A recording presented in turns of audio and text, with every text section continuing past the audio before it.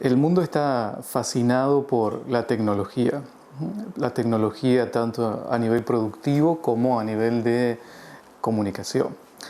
Pero justamente en un mundo fascinado por la tecnología, a mí más que el desarrollo tecnológico me interesa el desarrollo emocional de las organizaciones.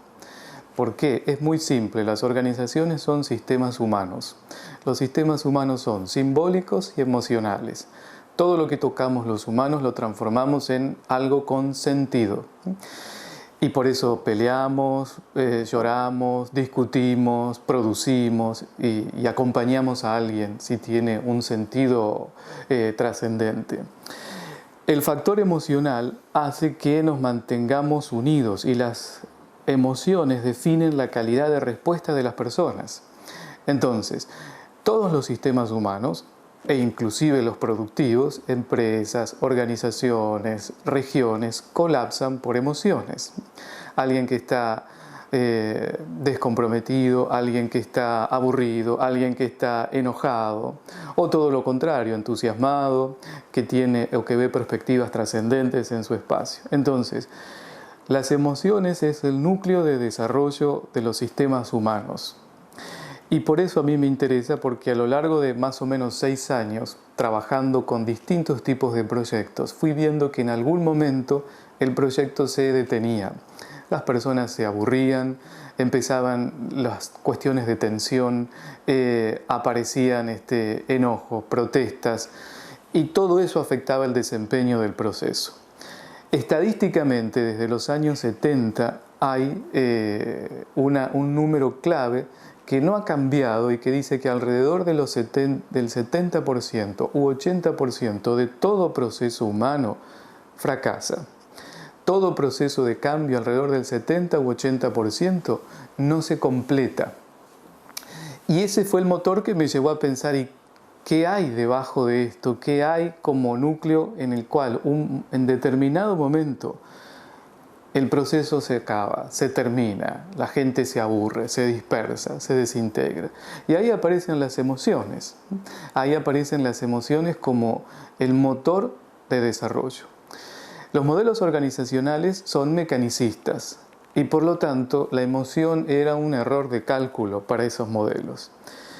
Hasta, yo te diría, principios de este siglo, donde la debacle mundial genera un contexto tan impredecible que justamente todos esos modelos mecanicistas basados en la estabilidad empiezan a fracasar. El impacto de ese fracaso es el estado emocional de las personas. Es simple: desesperación, paranoia, descontrol, caos. Y por lo tanto, ahí aparece una vez más la necesidad de recuperar ese capital emocional. ¿Qué es? ¿Qué es el sustento que te permite responder? Leer la realidad tal cual está ocurriendo y no desde una perspectiva exclusivamente paranoide, porque si miras la realidad desde la paranoia vas a ver enemigos, no vas a ver posibilidades de desarrollo. Bueno, ese es el sentido de volver a las emociones y cómo tocar determinados aspectos organizacionales para destrabar procesos emocionales. Es decir, mi trabajo tiene que ver con cómo abordar corporativamente u organizacionalmente a las emociones, porque uno puede hacer un trabajo personal, de entrenamiento personal, pero siempre queda en el terreno de lo individual, movilizando a otros individuos individualmente.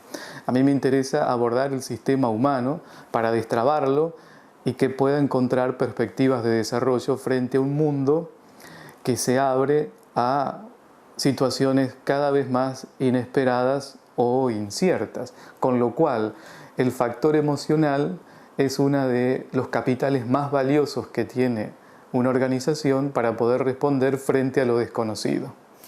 Y las diferentes organizaciones, entre ellas obviamente las empresas, se dan cada vez más cuenta que el diferencial competitivo tiene que ver con su capital humano, con las personas que tienen adentro. Y esto lo saben y de alguna manera quieren empezar a trabajarlo, pero nunca se termina de hacer más allá que una receta para el corto plazo. Esto imposibilita y dificulta mucho lo que es el cambio de hábitos que va a generar mejores conductas hacia el futuro de cada organización.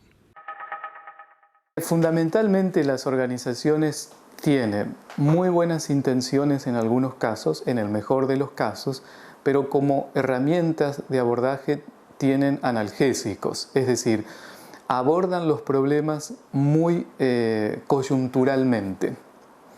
No tienen perspectivas en el tiempo, no le dan tiempo al sistema para poder crear nuevas formas de vida. Los procesos de cambio fracasan porque se centran en el cambio, no se centran en generar condiciones de vida para que el cambio aparezca y se sustente.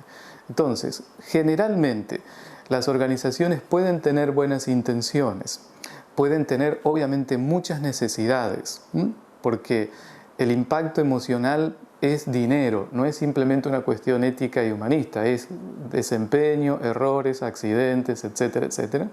Entonces pueden tener muchas necesidades, pero hasta el momento la mayoría de las soluciones son coyunturales, son analgésicos. Hagamos un proyecto de tal, hagamos un taller para motivar a las personas, hagamos una charla hagamos un fin de semana al aire libre, etcétera, etcétera. Hagamos una fiesta, como muchas veces me suelo encontrar, para ver si la gente se motiva. Ahora bien, lo que te motiva es tu propia experiencia. La gente vive, trabaja dentro de su experiencia organizacional. ¿Eso qué quiere decir? Trabaja dentro de lo que cree que la organización es. Entonces, la motivación tiene que ver con cuál es mi experiencia en el trabajo. Para que la gente se pueda motivar, los analgésicos tienen una perdurabilidad muy corta en el tiempo. Tengo que transformar las condiciones de vida en la organización. Es decir, permitir que además del desarrollo organizacional, la rentabilidad, en el caso de que sea una empresa, haya espacios de desarrollo personal. Si no, la gente empieza a entrar en un círculo de deterioro simplemente por aburrimiento y por un piloto automático que cuanto más compulsivo te cierra las posibilidades de desarrollo. Entonces, ¿cuál es el resultado? La gente ve que no tiene perspectivas ahí adentro. Entonces, aguanta hasta que aparezca otra perspectiva. Y si no la hay, entra en piloto automático. El piloto automático para una organización hoy es suicida. ¿Por qué? Porque no te permite ver la realidad. No tenés capacidad de respuesta. No hay anticipación frente a los cambios. Uno está como esos clásicos caballos percherones que uno suele todavía ver en el campo, que tiene las anteojeras de cuero, tiene los ojos tapados. Eso es el piloto automático. Por eso, muchas veces los analgésicos, talleres, charlas, que están aislados por fuera de un proyecto, la rutina los termina absorbiendo. Y la gente, después del efecto que tuvo eso, de 1, 2, 3 semanas, vuelve a su piloto automático. El gran desafío es cómo transformar el piloto automático, cómo crear perspectivas de desarrollo para la organización y para las personas individualmente, que las personas puedan ver dentro de la organización que tienen un horizonte de desarrollo, que no es simplemente ir a repetir un manual de instrucciones en un periodo de tiempo, porque eso las lleva a un piloto automático muy riesgoso frente a las condiciones actuales. Y cuanto más, y eso también depende mucho de los sectores económicos, o sea, cuanto más dinámico es el sector económico, más diversidad de respuestas necesitas. Y una vez más, la diversidad de respuestas te lo va a dar la calidad emocional de la gente. Si la gente está paranoide, aburrida, desintegrada, dispersada, tu capacidad de respuesta es bastante restringida también. Y en estos 15 años del siglo XXI, la única constante que ha habido y la única certeza que existe en este nuevo mundo es el cambio. Y las personas somos bastante resistentes a los cambios. Sin embargo, es lo que tenemos que empezar a acostumbrarnos y es lo que tenemos que tratar de encontrar las herramientas para vencer los temores y afrontar de otra manera los cambios que se producen día a día. El miedo siempre está y el desafío es que el miedo no se va a ir y como está evolucionando el contexto, el miedo va a permanecer. ¿Por qué? Porque básicamente los paradigmas que ordenaban el mundo colapsaron. Eso colapsó desde la caída del muro de Berlín para adelante. Entonces el mundo ya no está dividido en dos, no está la claridad de quiénes son los malos y los buenos. esos paradigmas que ordenaban el mundo internamente dentro de la organización y externamente colapsaron. Se perdió el marco de referencia. Eso es la inestabilidad. Y frente a eso, el primer impacto es miedo. El factor clave de liderazgo ahí es encontrar un rumbo para volver a ordenar a la gente e invitarla a algo un poco más trascendente que la rutina cotidiana. Entonces, indefectiblemente el miedo va a estar presente porque el contexto se abre frente a situaciones inéditas cada vez más y está lejos de cerrarse. Eso lo estamos viendo todo el tiempo. Entonces, el factor clave de liderazgo es cómo darle un sentido a ese contexto y definir un rumbo claro. El miedo se disipa cuando la gente tiene una noción de cuál es el rumbo del espacio donde está trabajando o del espacio donde está viviendo. Esto no solamente vale para las organizaciones, vale para cualquier sistema humano. Una familia, una organización, una comunidad, una sociedad. Si yo tengo en claro el rumbo detrás del cual voy, puedo tener muchos más recursos para enfrentar el miedo. Ahora, si estamos todos dispersos, no tengo la absoluta idea de hacia dónde vamos y dónde estamos parados, el miedo se incrementa. Más de lo que hacemos no se puede hacer, es lo que hay, más no le vamos a poder sacar a nuestros empleados. Son algunas de las tantas frases hechas que se escuchan día a día en cada una de las organizaciones y que lo que hacen únicamente es una gran negación para no afrontar los nuevos desafíos que vienen. A veces el primer factor para solucionar eso es reconocer que detrás de eso hay una negación. Esas frases aparecen como resultado de una negación. La realidad no es así, así la estamos viendo. Y ese es el primer factor para poder solucionar y abrir esas frases a nuevas alternativas. Reconocer y trabajar que esa es tu perspectiva, que podés estar cerrado, que podés tener miedo, que podés estar paranoide. Pero el tema es que esa no es la realidad, sino a cómo la estás viendo y cómo la estás interpretando. Si uno puede abrir esas frases, probablemente lo que encuentre no sea todo bueno, pero sí va a encontrar alternativas para ver cuáles son los costos de las decisiones que uno quiere asumir. Porque esas frases son muy riesgosas, no solo niegan, sino que también te llevan a incrementar e incentivar el piloto automático. Entonces, abrir la frase significa, bueno, ¿a qué me estoy enfrentando? ¿Cuáles son los costos que puedo y quiero asumir? ¿Con quién los voy a asumir? ¿Y cuáles serían los primeros pasos? Lo otro es el caballo percherón que se tapa aún más los ojos con esas anteojeras de cuero. Y por último le preguntamos a Marcelo Manuzzi sobre el nuevo libro que acaba de presentar, Competitividad Emocional, y los objetivos que se plantea en esta publicación de 192 páginas que está disponible en las librerías de Entre Ríos, Santa Fe y de todo el país. ¿Cuáles son los objetivos? ¿Qué es lo que quiere aportar con estas fórmulas que está presentando? Lo que yo busco con el libro es brindarle a las organizaciones nuevas perspectivas para enfrentar el mundo que estamos transitando y el mundo que viene.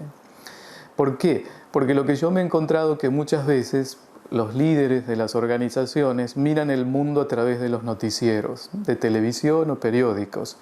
Y esos son apenas pequeñas luces de lo que está ocurriendo. Entonces, el resultado de esa ceguera o esa estrechez es la desesperación. Entonces mi trabajo y mi objetivo con el libro, que llevó aproximadamente 6 años de investigación, ha sido cómo brindarle a las organizaciones herramientas bien concretas y bien puntuales que permitan destrabar determinados aspectos. Y es análisis del contexto, diseño de experiencias mucho más trascendentes, gestión del cambio, posicionamiento competitivo y sustentabilidad. Esos 5 temas se han traducido en pequeñas fórmulas, que son modelos de intervención, no son recetas. Es decir, mire esto, el resultado es esto. Para entrar en esto hay tantos puntos. Lo puede aplicar de la manera que desee. No tiene nada que ver con el tamaño de la organización. Todas se enfrentan el mismo contexto y globalmente todas están conectadas. Nadie está blindada por la región donde vive. Entonces, ¿cómo prepararse y preparar a su propia gente para poder transitar un mundo en el cual va a tener que vivir a los altos? Y va a aparecer el miedo, va a aparecer la incertidumbre, pero aún así hay que seguir tomando decisiones. Y de esas decisiones que toma un líder depende la vida de muchas familias.